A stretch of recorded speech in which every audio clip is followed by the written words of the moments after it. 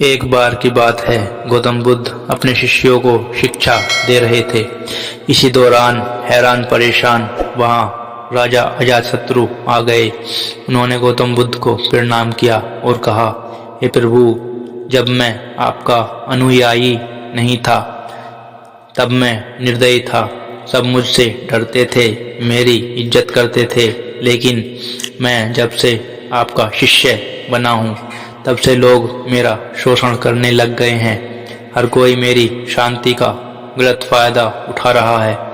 मैं ऐसा इंसान था जो किसी की मौत की सजा को देने के लिए 2 बार नहीं सोचता था, मगर आपके शरण में आने के बाद मैं बदल गया हूँ। मुझे पहले की तरह गुस्सा ही नहीं आता है।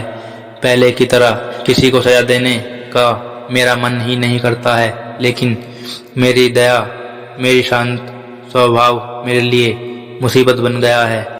अपने देश पर शासन करना मेरे लिए बहुत मुश्किल होता जा रहा है। मुझे डर है कि मेरे इस स्वभाव के कारण देश में अराजकता न फैल जाए। कृपया करके मुझे कोई उपाय बताएं। बुद्ध समझ गए राजा की परेशानी क्या है। उन्होंने राजा को एक कहानी सुनाना शुरू किया। वो कहानी ये है। एक गांव था। गांव में एक खेत के किनारे पेड़ था। पेड़ हरा भरा और काफी बड़ा था। थोड़ी ऊंचाई पर, जहां से पेड़ की शाखाएं फैलकर पेड़ को छायादार बना रही थीं, वहां खाली जगह थी और उस खाली जगह में एक सांप रहता था। वह काफी उग्र था। वहां आज आने जाने वाले लोगों के हलचल पर वह उन्हें काट लेता था, जिससे कई लोगों की मौत हो गई थी। लोगों ने डर से पेड़ के पास आना जाना बंद कर दिया।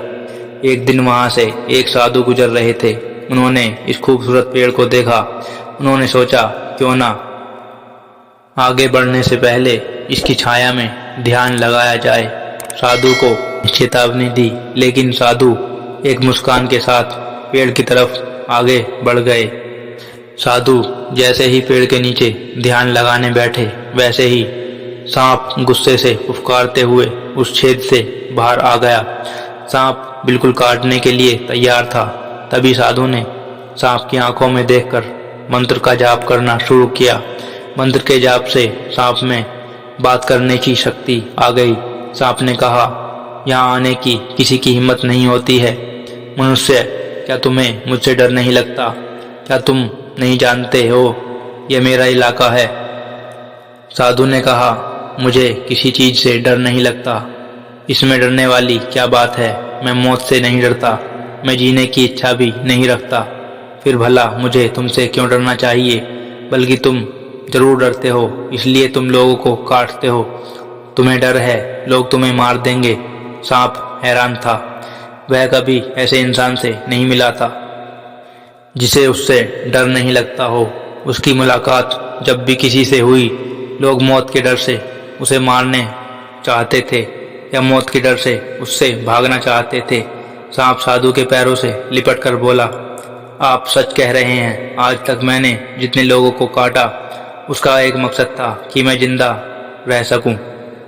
साधु ने कहा, तुम सच बोल रहे हो मेरे दोस्त, लेकिन यह मत भूलो, एक दिन जीवन खत्म हो जाएगा, जिसे एक दिन नष्ट ही हो जाना है।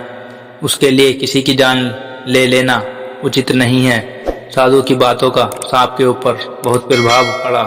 उसने तय किया, अब वह किसी को नहीं काटेगा।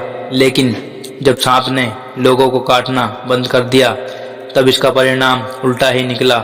लोग अब उसके साथ खिलवाड़ करने लगे, उसे चोट पहुंचाने लगे, जिससे सांप अक्सर चोटिल होकर घायल हो जाता था।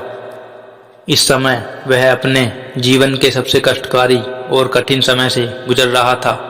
एक दिन दोबारा से वह साधु उस गांव में आए और उस पेड़ के नीचे बैठने चले गए। वह उस सांप को देखकर हैरान रह गए। उन्होंने सांप से पूछा, तुम्हारी हालत इतनी दयनीय कैसे हो गई? तब सांप ने जवाब दिया, मैं आपके बात से बहुत प्रभावित हुआ था। मैंने तय किया था कि मैं किसी को नहीं काटूंगा। तब से लोगों ने मुझे चोट पहुंचाना शुरू कर दिया। साधु ने सांप से कहा, तुम मेरी बातों का गलत मतलब समझ बैठे। मैंने तुम्हें काटने से मना किया, लेकिन अपनी आत्मरक्षा में फुफकारने के लिए मना नहीं किया था। यह कहानी राजा अजातशत्रु को सुनाने के बाद बुद्ध ने राजा से पूछा, कहीं आपने भी तो मेरे उपदेश का गलत मतलब निकाल लिया है। आप क्रूर स्वभाव का त्याग करो, लेकिन अपने कर्तव्य को मत भूलो। आप बाहर से कठोर बनकर राजा का कर्तव्य पूरा करो, ताकि राज्य में सभी को आप अनुशासित रख सको, किसी को असुरक्षा महसूस ना हो। इसके लिए आप अंदर से साधु बने रहो।